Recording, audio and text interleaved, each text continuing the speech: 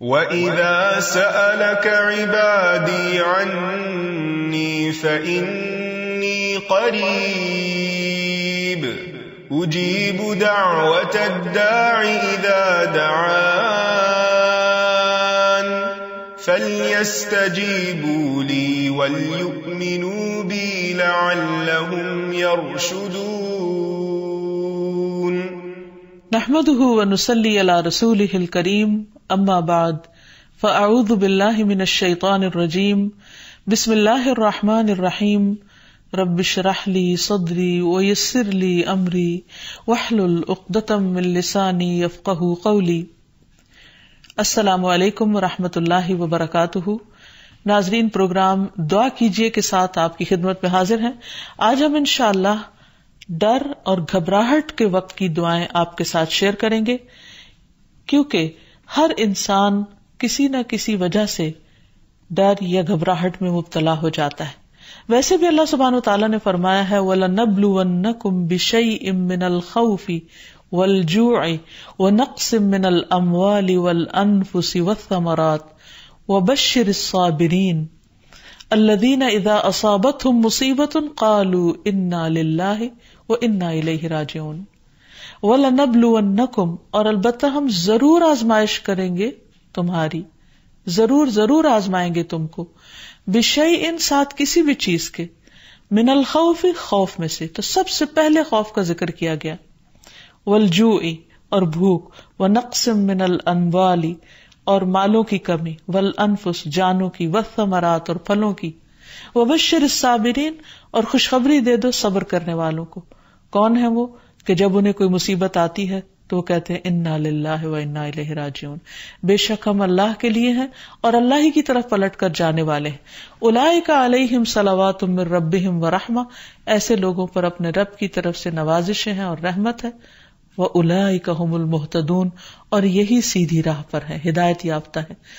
تو اس لیے بہت ضروری ہے کہ ہم خوف اور غم اور گھبراہٹ اور تکلیف اور پریشانی کے موقع پر وہ کام کریں جو ہمارے رب کو پسند ہے، تاکہ ہم صحیح راہ پر ہوں۔ اور صحیح راہ پر چلنے کا فائدہ یہ ہے کہ انسان قیامت کے دن اپنے رب سے جا ملاقات کرے گا، اس حال میں کہ رب اس سے راضی ہوگا اور وہ رب سے راضی ہوگا۔ اس سے بڑی انسان کی سعادت اور کیا ہو سکتی۔ تو پھر ہونا کیا چاہیے؟ یہ کہ انسان ڈر اور گھبراہٹ میں اللہ تعالی کی طرف رجوع کرے۔ اللہ تعالیٰ کی طرف اس لیے رجوع کرے کہ پوری کائنات اسی سے سوال کر رہی ہے، اسی کی طرف رجوع کرتی ہے۔ قرآن مجید میں آتا ہے یسألہ من فی السماوات والارض، اسی کے آگے ہاتھ پھیلائے ہوئے، اسی سے سوال کرتے ہیں وہ سب جو آسمانوں میں اور جو زمین میں ہے۔ یعنی ساری مخلوق اپنے رب کی طرف رجوع کرتی ہے ہر ضرورت میں۔ جیسے ایک موقع پر ایک حضرت سلیمان علیہ السلام نے ایک چیونٹی کو دیکھا کہ وہ ہاتھ اٹھائے آسمان کی طرف دعا کر رہی تھی بارش کے لیے۔ تو ساری مخلوق اپنی ضرورت اپنے رب سے ہی مانگتی ہے۔ تو انسان کو بھی چاہیے کہ وہ غیروں کی طرف نظر اٹھا کے نہ دیکھے، صرف اپنے رب کی طرف نظر اٹھائے اور اسی سے مانگے اور اسی سے فریاد کرے۔ لیکن یہ یاد رکھے کہ جب رب سے مانگنے کے لیے جائے تو ادب اور احترام کا تقاضا یہ ہے کہ پہلے رب کی تعریف بیان کرے اور پھر نبی صلی اللہ علیہ وسلم پر درود بھیجے۔ تو اس سلسلے میں اللہ سبحانہ وتعالیٰ کی تعریف کے کچھ اور کلمات ہیں جو آج آپ سے شیئر کریں گے۔ ابو امامہ کہتے ہیں کہ نبی صلی اللہ علیہ وسلم نے فرمایا، کیا میں تمہیں شب و روز کے مسلسل ذکر سے افضل ذکر نہ بتاؤں؟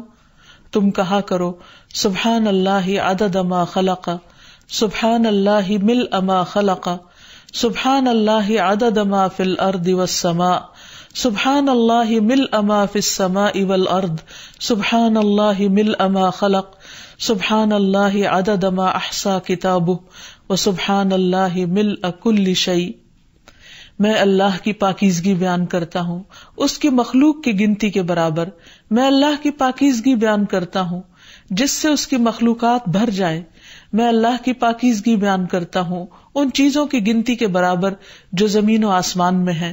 میں اللہ کی اتنی پاکیزگی بیان کرتا ہوں جس سے وہ چیزیں بھر جائیں جو آسمان و زمین میں ہیں. میں اللہ کی پاکیزگی بیان کرتا ہوں جس سے اس کی مخلوقات بھر جائے.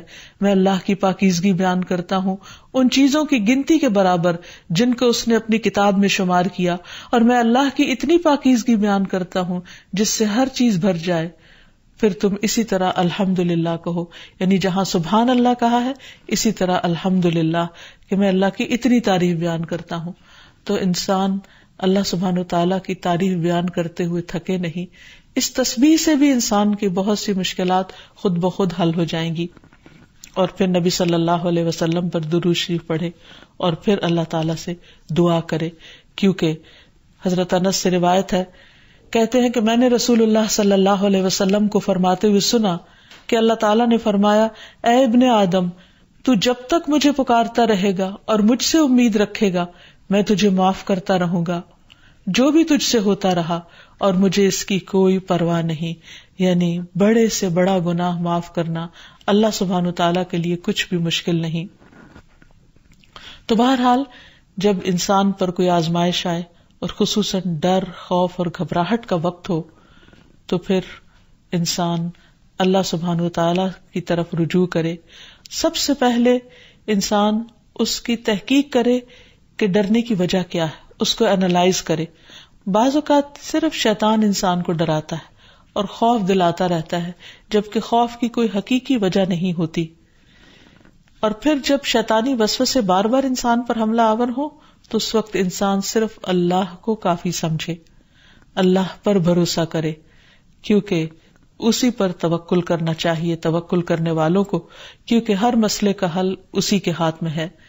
پھر یہ کہ انسان صرف اللہ سے ڈرے. جو شخص اللہ سے ڈرتا ہے وہ کسی اور سے نہیں ڈرتا. دوسرے سارے ڈر ختم ہو سکتے ہیں اگر انسان کے دل میں سب سے زیادہ اللہ کا ڈر ہو. پھر اسی طرح اللہ تعالیٰ کا ساتھ محسوس کرے، کیونکہ اللہ سبحانہ وتعالیٰ اپنے بندے کو تنہا نہیں چھوڑتا. نبی صلی اللہ علیہ وسلم جب ہجرت کر کے مدینہ تشریف لے جا رہے تھے اور راستے میں غار ثور میں آپ نے پناہ لی تو اس وقت آپ صلی اللہ علیہ وسلم نے حضرت ابوبکر کو یہ کہہ کر تسلی دلائی کہ لا تحزن ان اللہ معنا، غم نہ کرو، یعنی ڈرو مت، اللہ ہمارے ساتھ ہے. تو جب انسان یہ سوچ لیتا ہے کہ اللہ ہمارے ساتھ ہے تو خود بخود وہ مطمئن ہو جاتا ہے کہ مجھے اگر اللہ کی مدد حاصل ہوگی تو کوئی میرا بال بھی بیکا نہیں کر سکتا. پھر یہ کہ انسان کو اللہ سبحانہ وتعالیٰ کی حفاظت پر یقین رکھنا چاہیے. جیسے ایک موقع پر ہم دیکھتے ہیں کہ نبی صلی اللہ علیہ وسلم غزوے سے واپس آ رہے تھے تو راستے میں آرام کرنے کے لیے ایک درخت کے نیچے آپ سو گئے. تو اتنے میں ایک اعرابی آیا اور اس نے آپ کی تلوار اٹھا لی اور تلوار لہرا کر آپ صلی اللہ علیہ وسلم سے کہنے لگا، جبکہ آپ کی آنکھ کھل گئی اس وقت، کہ بتاؤ اے محمد آج تمہیں مجھ سے بچانے والا کون ہے؟ تو نبی صلی اللہ علیہ وسلم نے بہت اطمینان کے ساتھ بغیر کسی ڈر اور گھبراہٹ کے جواب دیا، میرا اللہ. یہ وہ یقین تھا اللہ تعالیٰ کی حفاظت کا. تو اسی بنا پر آپ صلی اللہ علیہ وسلم نے فرمایا میرا اللہ. تو وہ اعرابی کانپنے لگ گیا اور تلوار اس کے ہاتھ سے چھوٹ پڑی. اور پھر آپ صلی اللہ علیہ وسلم نے وہ تلوار اٹھا لی اور اس سے پوچھا اب بتاؤ میرے ہاتھ سے تمہیں کون بچا سکتا ہے؟ تو اس پر وہ شخص اتنا مرعوب ہوا کہ وہ آپ صلی اللہ علیہ وسلم پر ایمان لایا اور آپ نے اس کو کوئی سزا نہیں دی. پھر یہ کہ انسان ڈر اور گھبراہٹ کے موقع پر، پریشانی کے موقع پر نماز سے سہارا لے. قرآن مجید میں آتا ہے ان الانسان خلق ہلوعا اذا مسہ الشر جزوعا واذا مسہ الخیر منوعا الا المصلین الذین هم علی صلاتهم دائمون. بلا شبہ انسان تھڑ دلا بنایا گیا ہے. جب اسے کوئی تکلیف پہنچتی ہے تو گھبرا اٹھتا ہے، جب مال ملتا ہے تو بخیل بن جاتا ہے، سوائے نماز ادا کرنے والوں کے، وہ جو اپنی نماز پر ہمیشگی کرنے والے ہیں. تو گویا نماز کی پابندی انسان کو ڈر، خوف اور گھبراہٹ سے محفوظ رکھتی ہے. انبیاء علیہ السلام کا طریقہ یہ تھا کہ جب بھی انہیں خوف یا گھبراہٹ ہوتی تو فوراً نماز کے لیے کھڑے ہو جاتے. جیسے نبی صلی اللہ علیہ وسلم کے بارے میں بھی آتا ہے اور اللہ تعالیٰ کا حکم بھی ہے قرآن مجید میں وَاسْتَعِینُوا بِالصَّبْرِ وَالصَّلَاةِ، صبر اور نماز کے ساتھ مدد مانگو. پھر اسی طرح یہ ہے کہ انسان کوشش کر کے بہادری کا مظاہرہ کرے، اپنے دل کو تھامے، اچھی امید رکھے، پازیٹو سوچ رکھے، تو اللہ سبحانہ و تعالیٰ اس بندے کی مدد فرماتے ہیں. نبی صلی اللہ علیہ وسلم تمام انسانوں میں سے زیادہ بہادر تھے. مدینہ میں اکثر خوف کی خبریں پھیل جایا کرتی تھی اور آپ صلی اللہ علیہ وسلم تنہا باہر نکل کر لوگوں کے حالات کا جائزہ لیا کرتے تھے اور دشمن کے آنے کی بھی خبر لیتے، اور صحابہ کرام اس بات پر حیران ہو جاتے کہ کس طرح اللہ کے رسول صلی اللہ علیہ وسلم کسی سے بھی نہیں ڈرتے. پھر اسی طرح یہ ہے کہ انسان کے اوپر جب آزمائش آئے اس وقت بھی انسان اللہ تعالیٰ کی طرف رجوع کرے، اور جب تکلیف چلی جائے تو بھی انسان اللہ تعالیٰ کی طرف رجوع کرتا رہے. یعنی صرف مشکل وقت پہ نہ پکارے، عام حالات میں بھی انسان اللہ تعالیٰ کو پکارتا رہے. پھر اسی طرح کچھ چیزیں ایسی ہیں کہ جو انسان کو مکمل امن دیتی ہیں، مثلاً عمرہ، حج، طواف، کیونکہ اللہ تعالیٰ فرماتے ہیں فَلْيَعْبُدُوا رَبَّ هَذَا الْبَيْتِ الَّذِي أَطْعَمَهُم مِّن جُوعٍ وَآمَنَهُم مِّن خَوْفٍ. ان پر لازم ہے کہ اس گھر کے رب کی عبادت کریں جس نے انہیں بھوک سے بچا کر کھانا یا خوف سے بچا کر امن دیا. پھر اسی طرح شرک چھوڑ دینا. قرآن مجید میں آتا ہے الَّذِينَ آمَنُوا وَلَمْ يَلْبِسُوا إِيمَانَهُم بِظُلْمٍ أُولَئِكَ لَهُمُ الْأَمْنُ وَهُمْ مُهْتَدُونَ. جو لوگ ایمان لائے اور اپنے ایمان کو ظلم سے آلودہ نہیں کیا، یعنی شرک سے آلودہ نہیں کیا، یہی لوگ ہیں جن کے لیے امن ہے اور وہی ہدایت پر ہیں، ہدایت پانے والے ہیں. پھر اسی طرح انسان اپنے آپ کو اللہ کے سپرد کر دے. رات کو سوتے وقت خاص طور پر یہ دعا پڑھ کر سوئے اللہم اسلمت نفسی الیک ووجہت وجہی الیک وفوضت امری الیک. اے اللہ، میں نے اپنا آپ تیرے حوالے کر دیا، میں نے اپنا رخ تیری طرف کر لیا اور میں نے اپنا معاملہ تیرے سپرد کر دیا.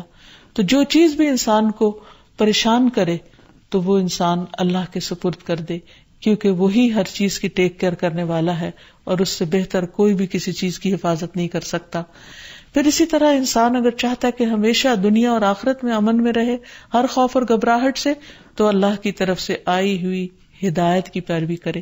آدم علیہ السلام کو اور حضرت حوا کو جب دنیا میں اتارا گیا تھا تو اس وقت اللہ سبحانہ و تعالیٰ نے انسانوں کو بتا دیا تھا اور وعدہ فرمایا تھا قُلْنَا اهْبِطُوا مِنْهَا جَمِيعًا فَإِمَّا يَأْتِيَنَّكُم مِّنِّي هُدًى فَمَن تَبِعَ هُدَايَ فَلَا خَوْفٌ عَلَيْهِمْ وَلَا هُمْ يَحْزَنُونَ. ہم نے کہا سب کے سب اس سے اتر جاؤ، پھر اگر کبھی تمہارے پاس میری طرف سے واقعی کوئی ہدایت آ جائے تو جو میری ہدایت کی پیروی کرے گا اس پر نہ کوئی خوف ہے اور نہ وہ غمگین ہوں گے. پھر اسی طرح اللہ سبحانہ وتعالی اور اس کے رسول کی اطاعت انسان کو خوف اور غم سے نجات دینے والی ہے. اللہ تعالیٰ فرماتے ہیں یا بنی آدم اما یأتینکم رسل منکم یقصون علیکم آیاتی فمن اتقی واصلح فلا خوف علیہم ولا هم یحزنون. اے آدم کی اولاد، اگر کبھی تمہارے پاس واقعی تم میں سے کچھ رسول آئیں جو تمہارے سامنے میری آیات بیان کریں، تو جو شخص ڈر گیا اور اس نے اصلاح کر لی تو ایسے لوگوں کے لیے نہ کوئی خوف ہوگا اور نہ وہ غمزدہ ہوں گے. پھر اسی طرح دین پر استقامت اختیار کرنا انسان کو خوف سے نجات دیتا ہے. فرمایا ان الذين قالوا ربنا الله ثم استقاموا فلا خوف عليهم ولا هم يحزنون. یقیناً وہ لوگ جنہوں نے کہا اللہ ہمارا رب ہے اور اس پر پھر جم گئے، ان پر نہ کوئی خوف ہوگا اور نہ وہ غمگین ہوں گے. پھر اسی طرح انسان اپنے فرائض کی ادائیگی کرتا رہے، اور اگر فرائض ادا کرتا رہے گا تو اس پر کوئی خوف اور غم نہ ہوگا. اللہ تعالیٰ فرماتے ہیں ان الذین آمنوا وعملوا الصالحات واقاموا الصلاة وآتوا الزکاة لہم اجرہم عند ربہم ولا خوف علیہم ولا ہم یحزنون. بے شک جو لوگ ایمان لائے اور انہوں نے اچھے کام کیے، نماز قائم کرتے رہے اور زکوٰۃ ادا کرتے رہے، ان کا اجر ان کے پروردگار کے پاس ہے، انہیں نہ کوئی خوف ہوگا اور نہ وہ غمگین ہوں گے. اسی طرح صدقہ بھی انسان کو خوف اور غم سے نجات دیتا ہے. قرآن مجید میں آتا ہے الذین ينفقون اموالهم فی سبیل اللہ ثم لا يتبعون ما انفقوا منا ولا اذى لهم اجرهم عند ربهم ولا خوف علیہم ولا هم يحزنون. جو لوگ اللہ کے راستے میں اپنا مال خرچ کرتے ہیں پھر خرچ کرنے کے بعد نہ احسان جتلاتے ہیں اور نہ دکھ دیتے ہیں، ان کے لیے ان کا اجر ان کے رب کے پاس ہے. ایسے لوگوں کو نہ کوئی خوف ہوگا اور نہ وہ غمگین ہوں گے.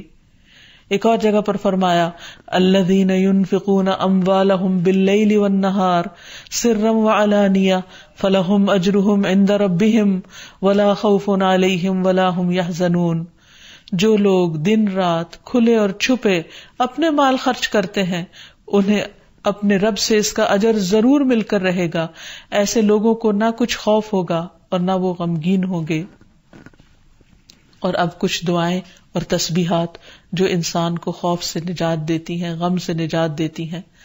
سب سے پہلے تو رسول اللہ صلی اللہ علیہ وسلم کی ایک حدیث کہ آپ نے فرمایا جو رات سے خوف آئے کہ وہ اسے پریشان کرے گی. کچھ لوگوں کو اندھیرے سے ڈر لگتا ہے، یا مال کے ساتھ بخل کرے کہ وہ خرچ ہو جائے گا، یعنی کسی کو کچھ دیتے ہوئے اس کے دل میں گھبراہٹ ہوتی ہے، یا دشمن کے ساتھ بزدلی کرے کہ وہ اسے قتل کر دے گا، یعنی دشمن کا خوف ہو جان سے جانے کا، تو اسے چاہیے کہ وہ اس قول کی کثرت کر دے سبحان اللہ و بحمدہ سبحان اللہ و بحمدہ سبحان اللہ و بحمدہ.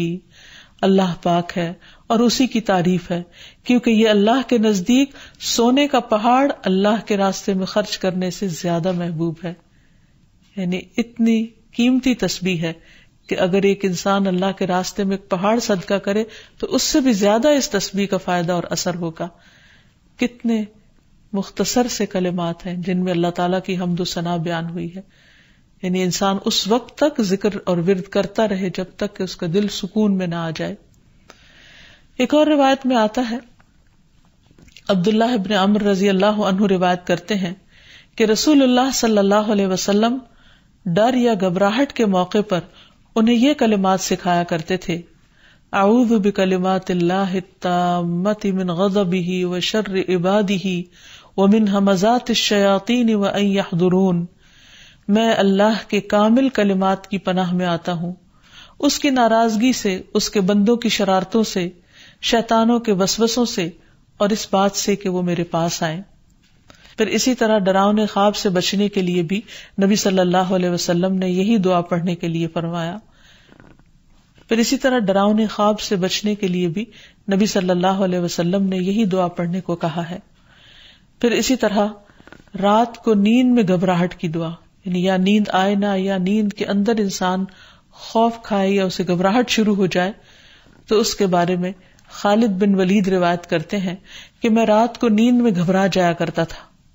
پھر میں نبی صلی اللہ علیہ وسلم کے پاس حاضر ہوا تو میں نے عرض کیا میں رات کو نیند میں ڈر جاتا ہوں تو میں اپنی تلوار اٹھا لیتا ہوں اور جو چیز سامنے آتی ہے اسے تلوار سے مار ڈالتا ہوں. تو رسول اللہ صلی اللہ علیہ وسلم نے فرمایا کیا میں تمہیں وہ کلمات نہ سکھاؤں جو مجھے روح الامین نے سکھائے ہیں، یعنی جبریل امین نے؟ کہو اعوذ بکلمات اللہ التامات التی لا یجاوزہن بر ولا فاجر من شر ما ينزل من السماء وما يعرج فيها ومن شر فتن الليل والنهار ومن كل طارق الا طارقا يترك بخير يا رحمن.